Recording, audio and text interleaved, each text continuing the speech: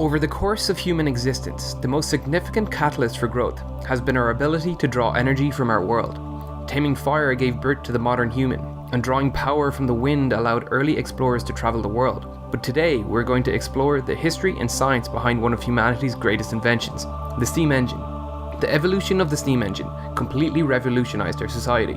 It opened new avenues for trade and caused mass migrations of rural populations into the newly industrialized cities. What I found most fascinating was the lessons its evolution taught us about science and engineering.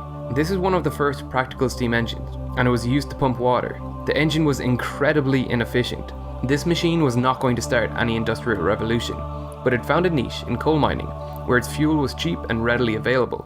To investigate why this engine was so inefficient, let's first talk about how it works. The engine takes energy stored in coal and converts it to heat.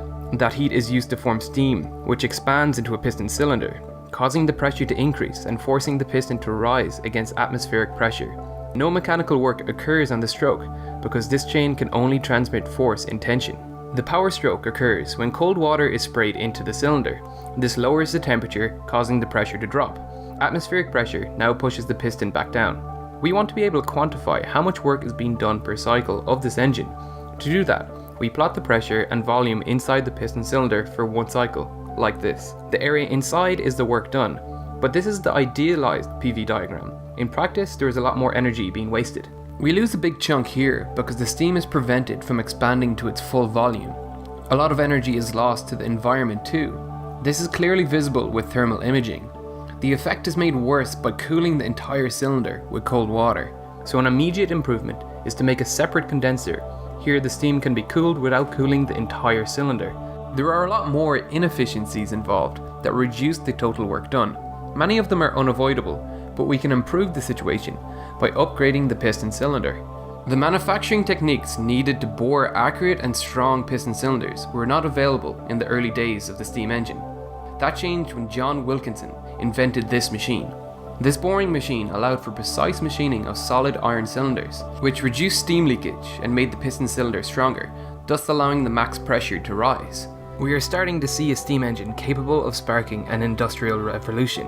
But this reciprocating motion isn't much use for most applications, especially with this flexible chain connecting them. What we need is rotational motion, which requires a different setup. To convert this linear motion to rotational motion, we need a crankshaft and connecting rod. We have turned this piston cylinder on its side, so atmospheric pressure can no longer force the piston back down, so we need to use steam on the return stroke. This requires a control valve to control when the steam enters and leaves each side of the cylinder. The valve is controlled by a cam. The steam engine is now working on both strokes of the engine, improving its efficiency and power, but piston engines like this do not produce constant torque. They'll pulsate in speed and torque during a single cycle, like this. This can cause vibrations and jerky movement. We can reduce this with the use of a flywheel, which stores rotational energy with inertia and evens the torque out. It's essentially a mechanical battery. David Robert demonstrates this beautifully with the V8 solenoid engine of his own creation. Here you can see the engine will continue to rotate without additional power, but the engine comes to a dead stop without a flywheel attached.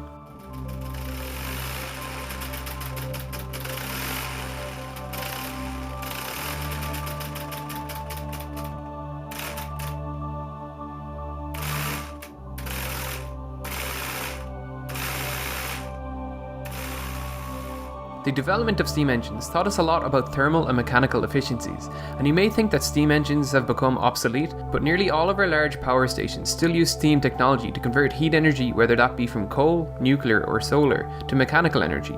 The technology has simply evolved into an even more efficient form, with steam turbines. Thanks for watching. I have one last device I want to include in the development of steam engines, which is one of the most iconic inventions of the Industrial Revolution, the centrifugal governor. I'm already hearing the angry screams in the comment section about me using the word centrifugal, so I'm going to talk about this device in a completely separate video to discuss the differences between centripetal and centrifugal force. If you'd like to see that, don't forget to subscribe. If you'd like to see more content or support real engineering, the links for my Patreon, Instagram, Facebook and Twitter accounts are below.